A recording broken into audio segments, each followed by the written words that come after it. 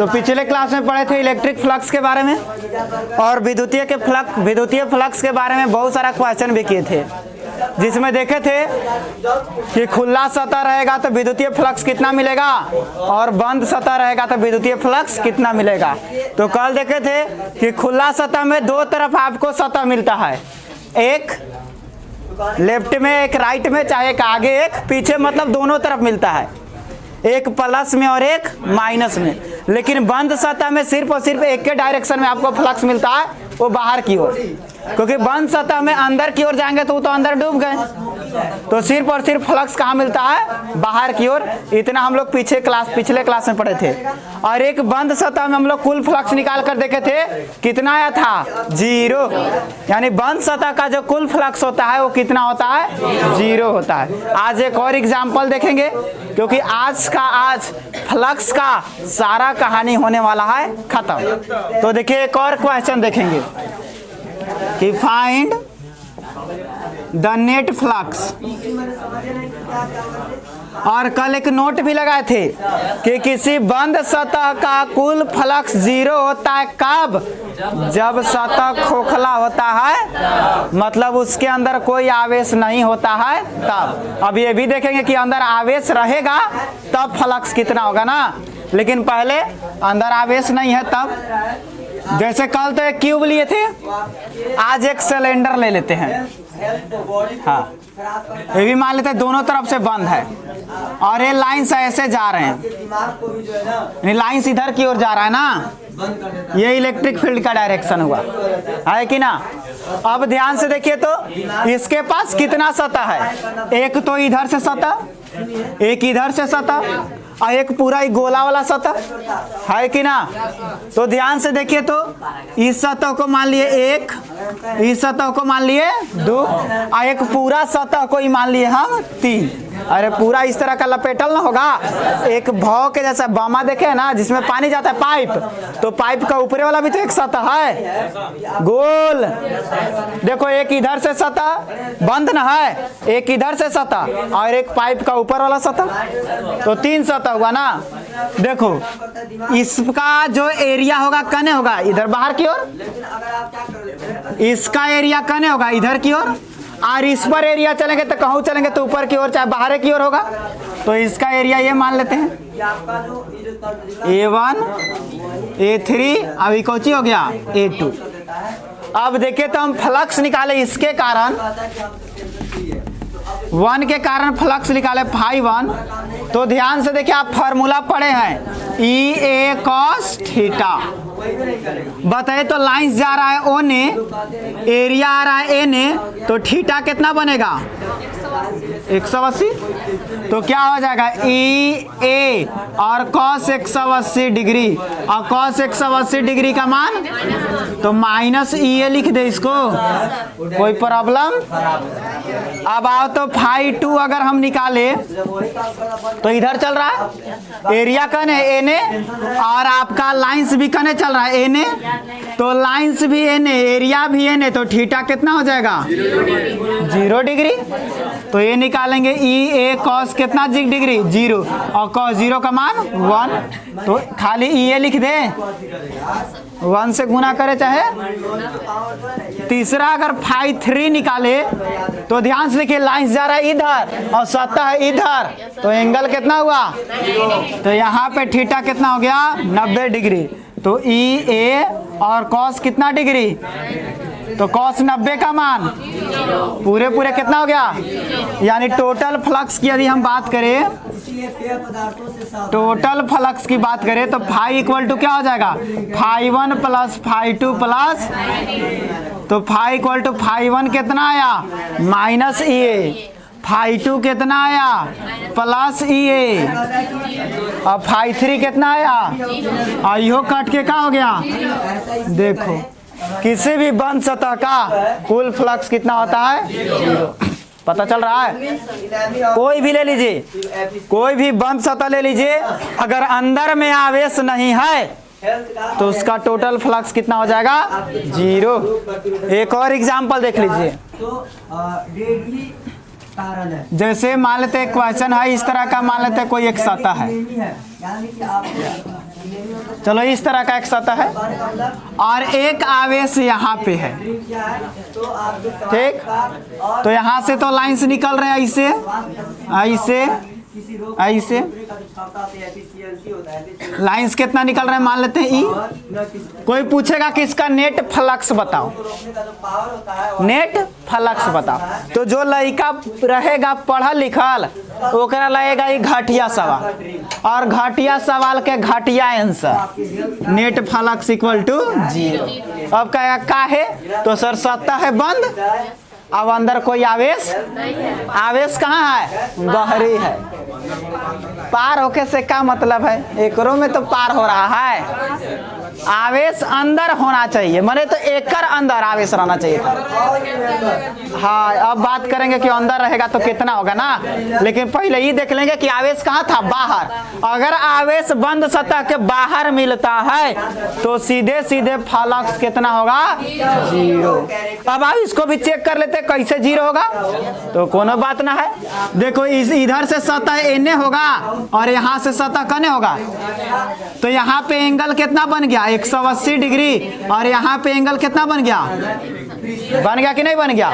तो एगो फ्लक्स यहाँ से मिलेगा φ1 और यहाँ से मिलेगा, अगर φ1 निकालेंगे तो ई ए और कॉस कितना डिग्री 180 डिग्री, तो -1 माइनस ई ए हो जाएगा, और φ2 निकालेंगे तो ई ए कॉस कितना डिग्री 0 डिग्री, तो ये कितना हो जाएगा 1, तो ये प्लस में ई ए हो जाएगा और दोनों कट के कितना आ जाएगा, तो यहाँ माइनस ई ए प्लस ई ए, माइनस ई ए प्लस ई ए, सब कट के कितना आ जाएगा।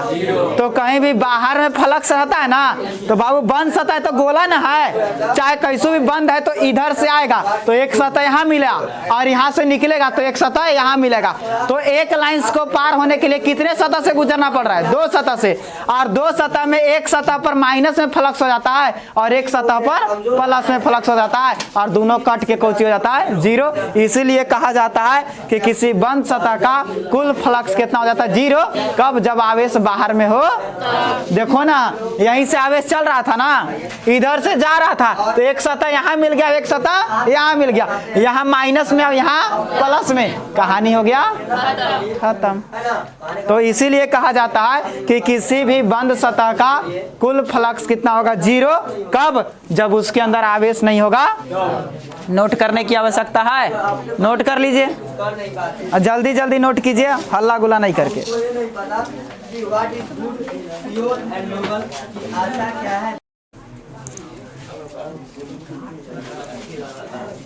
देखिए इसके बाद, हाँ जल्दी लिखिए।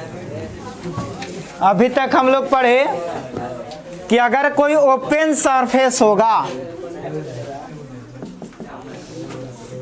कोई ओपन सरफेस होगा, बोले तो 2D सतह, ओपन सरफेस को क्या बोलते हैं 2D, 2 डायरेक्शन में, जैसे कोई सर्कल मिल जाए, हल्ला नहीं कीजिए, कोई स्क्वायर मिल जाए, कोई रेक्टेंगल मिल जाए, इस तरह का कोई चीज आपको मिलेगा, ओपन सतह है, तो इसमें फ्लक्स आपका प्लस की ओर होता है और चाहे तो माइनस की ओर होता है कि ना। लेकिन आपको क्लोज सरफेस मिल जाए, जैसे आपका स्फेयर हो गया, ये सर्कल था ना, ये कौन सी है, स्फेयर हो गया, सिलेंडर हो गया, शंकु हो गया, क्यूब हो गया, ये सब, तो ये सब में जो फ्लक्स होता है सिर्फ और सिर्फ बाहर की ओर होता है, सिर्फ और सिर्फ करने होगा बाहर की ओर। तो बाहर की ओर होने के लिए 2 सतह, जैसे इधर से चले तो एक बाहर इधर होगा, एक बाहर, इधर से चले तो एक बाहर इधर होगा, एक बाहर, सामने से चले तो एक बाहर आपकी ओर होगा, एक व्हाइट बोर्ड की ओर होगा, तो 2 तरफ से बन जा रहा है, एक तरफ प्लस हो जाता है, एक तरफ माइनस। तो अगर अंदर आवेश ना है तो टोटल फ्लक्स कितना हो जाएगा। लेकिन ध्यान से अब देखिए कि अगर इसके अंदर आवेश हो, एक गोला है, एक क्या है गोला, और उसके अंदर आवेश है, तब क्या होगा। एक गोला है और उसके अंदर आवेश है, तब क्या होगा। तो ये गोला रहा, इसके अंदर आवेश है, यहाँ से लाइन से इधर निकला, यहाँ से लाइंस इधर निकला, यहाँ जो सतह उसका डायरेक्शन भी बाहर की ओर, अरे यही ना सतह है, यहाँ से डायरेक्शन किधर, बाहर की ओर, यहाँ से लाइंस कहाँ निकलेगा, बाहर की ओर, तो थीटा कितना बना 0 डिग्री, थीटा कितना बना 0 डिग्री। अब चलो यहाँ से अपोजिट इधर चलते हैं, तो यहाँ से डायरेक्शन कितना, अरे यहाँ से देखो तो एरिया कने बाहर की ओर, लाइंस भी कने निकलेगा बाहर की ओर, तो यहाँ भी एंगल कितना बना 0 डिग्री। तो सब जगह एंगल कितना बन जाता है 0 डिग्री। देखिए ना यहाँ पे आवेश रख दिए, ठीक। अगर यहाँ से सतह का डायरेक्शन देखे तो सतह कने होता है खाली बाहर की ओर, तो सतह कने होगा एने, और यहाँ से लाइंस भी कने निकलेगा एने, तो थीटा कितना हो गया, यहाँ अगर सतह ले तो सतह का डायरेक्शन कने एने, और यहाँ से लाइंस भी कने आएगा एने, तो थीटा कितना हो गया, सब जगह कितना होगा 0 डिग्री। इसमें 180 डिग्री बनने वाला, यानी सब प्लस में रहेगा, सब क्या में रहेगा, तो यहाँ एगो फ्लक्स मिलेगा, यहाँ मिलेगा, यहाँ मिलेगा, यहाँ मिलेगा, यहाँ मिलेगा, यहाँ मिलेगा, यहाँ मिलेगा, खाच खाच खाच खाच खाच खाच खाच खाच खाच खाच, तो बहुत सारा फ्लक्स मिलेगा। सबका जोड़ना संभव नहीं है, तो हम बार बार कहते हैं कि जब बहुत सारा जोड़ हो, हल्ला नहीं कीजिए, जब बहुत सारा जोड़ हो तो एगो जोड़ निकाल करके और इंटीग्रेशन कर दीजिए, कहानी हो गया खत्म। इतने करना है ना। तो अब हम लोग पढ़ेंगे कि क्लोज सतह के कारण फ्लक्स, लेकिन उसके अंदर आवेश रहेगा तब। तो टॉपिक लगाइए। अब यहाँ से देखिए, अब आपको फ्लक्स एक नया मोड़ ले रहा है। अभी तक हम लोग फ्लक्स पढ़ रहे थे कि आवेश से कोई मतलब नहीं था, अब आवेश पर डिपेंड करेगा। तो टॉपिक लगाइए, बंद सतह के कारण विद्युतीय फ्लक्स जब आवेश उसके केंद्र में हो। यही टॉपिक आपका लग गया। बंद सतह के कारण विद्युतीय फ्लक्स कब, जब आवेश उसके केंद्र में हो। जैसे देखिएगा ध्यान से, एक क्वेश्चन हम आपको कराते हैं, बाकी आपको खुद पता चल जाएगा कि क्या होने वाला है। देखिए ध्यान से, जैसे एक हम ले लिए गोला, एक हमने क्या लिया गोला। गोला बंद सतह रहता है और वृत्त खुला सतह रहता है। वृत्त बोले तो चूड़ी चाहे बाला, या आप लोग जो पहनते हैं हाथ में कोची कोची आल जाल, हाँ काड़ा एगो भैंस के पाड़ा है। तो ये सब जो होता है ना, ये खुला है, देखिए अंदर एकदम खुला है। लेकिन एक फुटबॉल का बॉल ले लीजिए, देखिए वो बंद है, चारों तरफ से बंद है, तो उसको गोला कहते हैं ना। तो गोला बंद होता है, वृत्त आपको खुला है। तो ये गोला है, चारों तरफ से बंद है ना, चारों तरफ से क्या है, और इसके सेंटर पर आवेश कितना रख दिए Q। और आपको बोले कि आवेश से चारों तरफ एक समान विद्युतीय क्षेत्र निकलता है, सिमेट्री होता है, तो इधर भी लाइन से निकलेगा, निकलेगा कि ना निकलेगा। तो जस्ट इसका अपोजिट इधर भी लाइन से निकलेगा, निकलेगा कि ना निकलेगा। अगर लाइंस इधर निकलेगा तो इधर भी निकलेगा, अगर लाइंस इधर निकलेगा तो निकलेगा कि ना निकलेगा। तो ये लाइंस का डायरेक्शन हो गया। और यहाँ पे एक छोटा सा सतह हम ले ले, एक छोटा सा सतह ले ले, तो इसका भी डायरेक्शन अंदर की ओर तो आएगा नहीं। हम बोले बंद सतह है तो डायरेक्शन किधर जाएगा, बाहर की ओर। ये एरिया हो गया। तो बताइए एरिया और ई के बीच एंगल कितना बना, दोनों तो एक ही तरफ ना चल गया, तो एंगल कितना बन जाएगा 0 डिग्री। अब यहाँ से फ्लक्स निकालेंगे। मान लेते ये पहला हुआ, यहाँ पे सतह कोची लिए दूसरा, यहाँ पे कोची लिए तीसरा, यहाँ पे सतह कोची लिए चौथा, यहाँ पे कोची लिए पांचवा, और यहाँ पे कोची लिए 6 गो सतह ले लिए। 6 गो नहीं, बहुत सारा सतह होगा ना। तो देखिए, तो यहाँ से थीटा कितना हो गया 0 डिग्री। दूसरी चीज ये जो एरिया है बहुत छोटा एरिया है कि ना, और छोटा एरिया को हम लोग क्या बोलते हैं, डीए। छोटा एरिया को क्या बोलते हैं, DA। तो यहाँ से जो फ्लक्स भी मिलेगा वो छोटा सा फ्लक्स मिलेगा, d फाई। तो चूंकि आप याद कीजिए फाई इक्वल टू फॉर्मूला था EA cos थीटा, था कि नहीं था? तो इसीलिए छोटा सा flux d phi equal to क्या हो जाएगा, E, और A के जगह यहाँ पर DA और cos थीटा हो जाएगा, हो जाएगा कि नहीं?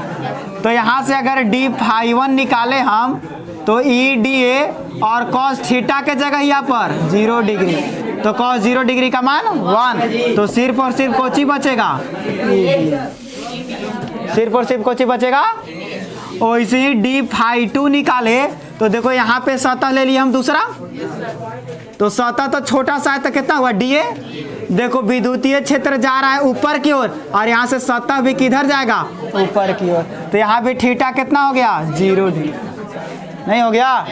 तनिषा यहाँ ये यहाँ है ना, तो आपको देखे तो तीव्रता तो ऊपर की ओर जा रहा है और यहाँ सतह है तो एरिया भी करने होगा बाहर की ओर। एरिया बंद सतह में हमेशा किधर होता है, बाहर की ओर, तो ये भी बाहर की ओर, तो यहाँ भी थीटा कितना हो गया, यहाँ ये छोटा सा एरिया हो गया DA। आपको देखिए विद्युतीय क्षेत्र बाहर और एरिया भी कने होगा, यहाँ देखिए विद्युतीय क्षेत्र बाहर और एरिया भी कने होगा, बंद है तो एरिया तो बाहर फाइनल ही हो गया।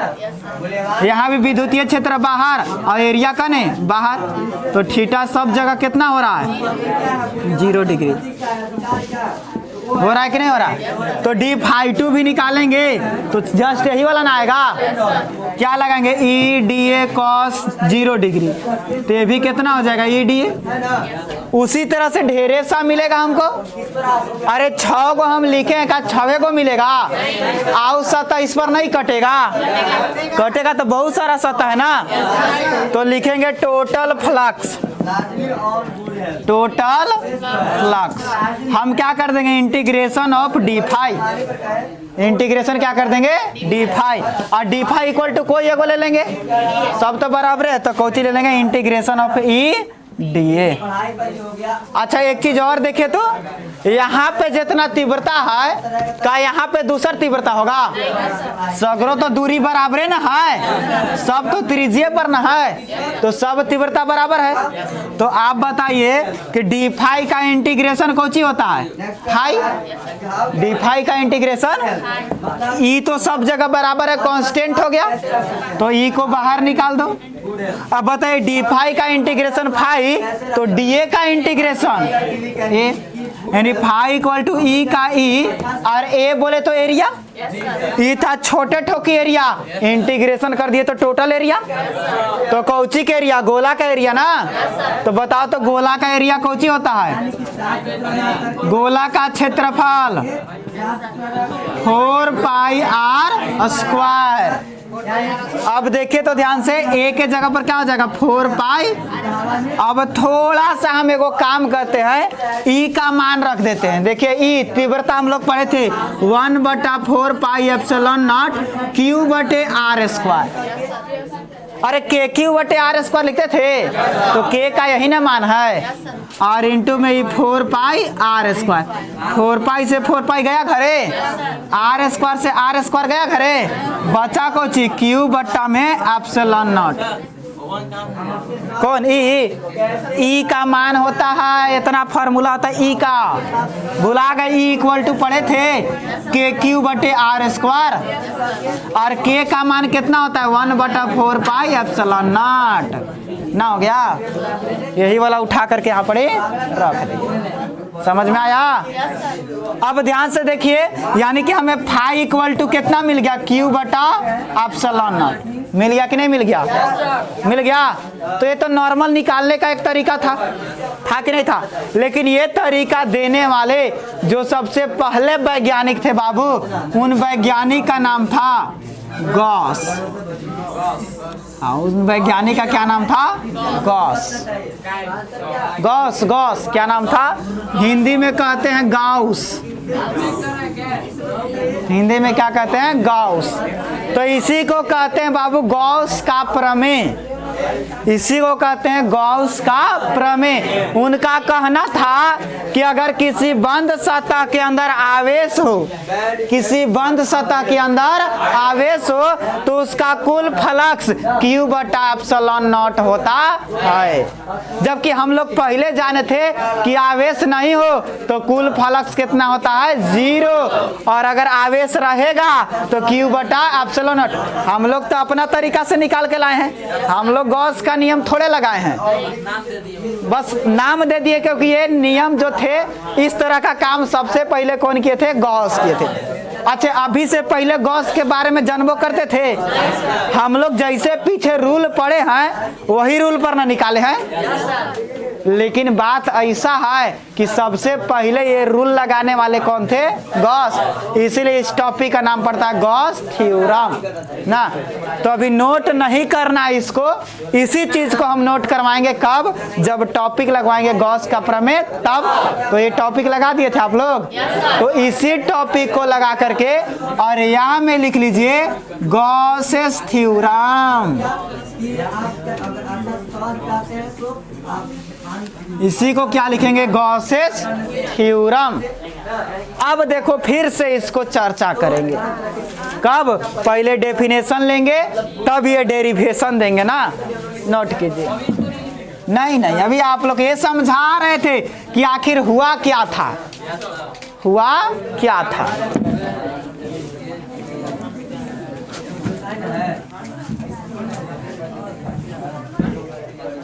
ताकि आपको समझ में आ जाए ना। जैसे बुक देखिएगा ना, बुक देखिएगा तो बुक में सिर्फ और सिर्फ एक ही तरफ लाइन से निकालता है। ध्यान से देखिए, ध्यान से देखिए, बुक में देखेंगे तो क्या होता है कि एक तरफ लाइन से निकालता है, एक गोला लेगा एक तरफ लाइन से निकालेगा, फिर बात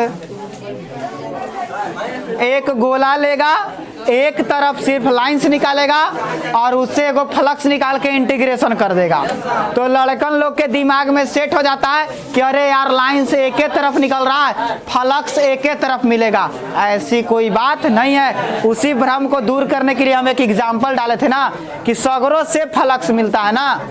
देखिए गॉसेस थ्योरम सबसे पहले लिखेंगे, इस थ्योरम के अनुसार लिखेंगे, इस प्रमेय के अनुसार, इस प्रमेय के अनुसार, इस प्रमेय के अनुसार, इस प्रमेय के अनुसार किसी बंद सतह के अंदर, किसी बंद सतह के अंदर केंद्र में Q आवेश हो तो, केंद्र में Q आवेश हो तो, केंद्र में Q आवेश हो तो उससे प्राप्त होने वाला कुल फ्लक्स, उससे प्राप्त होने वाला कुल फ्लक्स,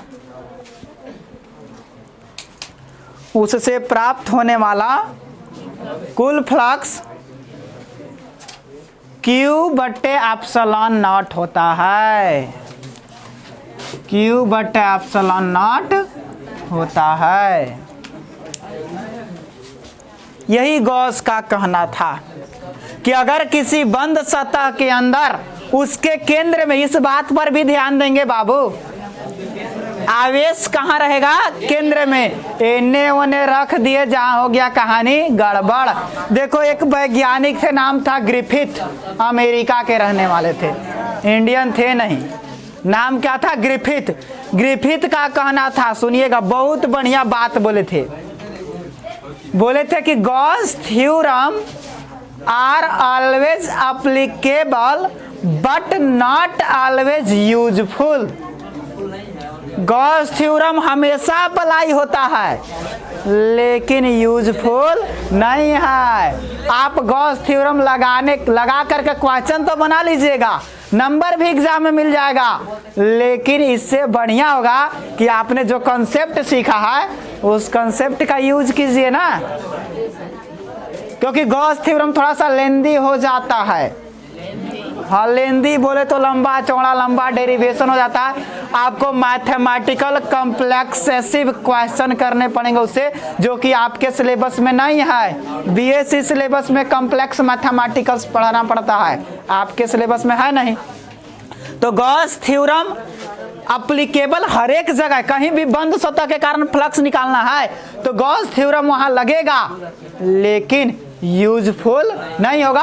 आपको जो कॉन्सेप्ट सिखाया गया है फ्लक्स निकालने का, आप उस कॉन्सेप्ट को फिल करके लगाइए और मस्ती से आंसर लाइए, नंबर उतने मिलेगा, कटने वाला नहीं है। अगर आपको कोई टीचर कहता है कि हाँ भाई फ्लक्स निकालने के लिए गॉस थ्योरम का उपयोग करो, तब कीजिए, और सिर्फ क्वेश्चन मिलता है कि फलना के कारण फ्लक्स कितना होगा, तो अपना कॉन्सेप्ट लगाइए। और अगर पूछेगा कि फलना के कारण फ्लक्स गॉस प्रमेय की सहायता से निकाले, तब इनका उपयोग कीजिए, और नहीं तो कोई जरूरी नहीं है। ये ग्रिफिथ का कहना था, हम नहीं कह रहे हैं ना, हम एक मीडियम है कि उनकी बात को आप लोग तक पहुंचा रहे हैं बस। जैसे देखिए इनका क्या कहना था कि अगर कोई बंद सतह के केंद्र में आवेश Q हो तो कुल फ्लक्स उससे जो प्राप्त होगा वो Q बटा एप्सिलॉन नॉट के बराबर होगा। जैसे इनको प्रमाण दे देते हैं, प्रूव कर देते हैं। तो प्रूव करने के लिए हम क्या करते हैं कि एक बंद सतह ले लेते हैं, कोई भी बंद सतह ले सकते हैं, ऐसा नहीं कि गोले लेंगे, कोई भी बंद सतह। जैसे हम अभी गोला ही ले लेते हैं, क्योंकि गोला से प्रूव करने में आसानी होती है। और कोई सतह लीजिएगा ना बाबू तो इतना कॉम्प्लेक्स हो जाएगा कि आपको समझने में दिमाग खराब हो जाएगा। हम बोले ना कि दूसरा सतह ले लीजिएगा, आएगा उतने, लेकिन प्रूव करने में मैथमेटिकल कॉम्प्लेक्स को लगाना पड़ेगा, जो कि आपके सिलेबस में नहीं है। तो यहाँ पे आपको सेंटर मान लेते हैं, और यहाँ पे आवेश कितना है Q, ये O सेंटर है और इस पर आवेश कितना है Q। यहाँ से लाइन से निकलेगा, एक लाइन से इधर निकला, और इस पर एक छोटा सा सतह हम कौची ले लिए DA, छोटा सा सतह कौची ले लिए। अब बताइए बंद है तो इस सतह का डायरेक्शन अंदर होगा कि बाहर होगा, तो इसका डायरेक्शन भी हमको बाहर मिलेगा, एक कैप मिलेगा कि नहीं मिलेगा। अब बताइए कि एक कैप और E का बीच का एंगल कितना हो जाएगा, कोई दिक्कत है, इसकी त्रिज्या कितना मान लेते हैं। अब इसी को लिख देंगे, इसी को क्या करेंगे लिख देंगे कि माना R त्रिज्या वाले गोले के केंद्र पर Q आवेश है। R त्रिज्या वाला गोले के केंद्र पर कितना आवेश है, अतः इसके सतह पर, हल्ला मत कीजिए, इसके सतह पर एक छोटा क्षेत्रफल DA लेने से, एक छोटा क्षेत्रफल कौन सी लिए DA लिए है, अतः इसके सतह पर एक छोटा क्षेत्रफल DA लिया जाए तो एरिया वेक्टर एक कैप तथा, या इसे हिंदी में लिख दीजिए ना, लिया जाए तो एकांक सदिश एक कैप तथा तीव्रता E के बीच का कोण कितना होगा, 0 डिग्री होगा। बस इतने लिखना पड़ता है। देखिए जो फिगर था वही लिखे हैं। क्या किए, R त्रिज्या वाले गोले के केंद्र पर Q आवेश दिए, और इसके सतह पर एक छोटा क्षेत्रफल कौन सी ली DA। जैसी क्षेत्रफल लिए तो एकांक सदिश का डायरेक्शन बाहर की ओर और तीव्रता का डायरेक्शन भी बाहर की ओर, तो कोण कितना बन गया, 0 डिग्री। अतः